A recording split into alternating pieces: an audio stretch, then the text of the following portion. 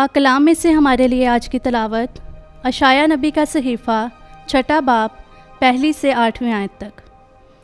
उज़िया बादशाह की वफ़ात के बरस में मैंने खुदावंद को बुलंद और फराज तख्त पर बैठे देखा और उसके लिबास के दामन ने हैकल को भर दिया। उसके पास सराफीन खड़े थे, हर एक के 6 पर थे। 2 से वो अपने मुंह को छुपाता और 2 से अपने पाँव को ढांपता और 2 से उड़ता था।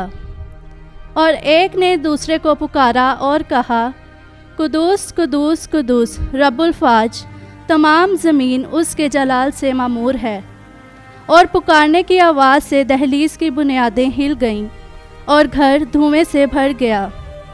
तब मैंने कहा, मुझ पर अफसोस, मैं हलाक हुआ, क्योंकि मैं नापाक होंठों वाला आदमी हूँ और नापाक होंठों वाली कौम के दरमियान रहता हूँ।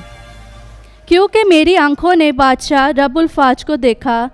तब सराफीन में से एक उड़कर मेरे पास आया और उसके हाथ में एक अंगारा था जो उसने दस्ते पनाह से मज़बा पर से उठाया था। और उसने मेरे मुंह को छुआ और कहा, देख, उसने तेरे होंठों को छुआ, तेरी बदी दूर की गई और तेरी खता का कफ़ारा हुआ। और मैंने खुदावंद की आवाज़ सुनी और उसने कहा कि मैं किसी को भेजूं और हमारे लिए कौन जाएगा? तो मैंने कहा, देख, मैं हाजिर हूँ, मुझे भेज। खुदावंद के पाक कलाम का पढ़ा और सुना जाना हम सबके लिए बाइसे बरकत हो। खुदा का शुक्र हो।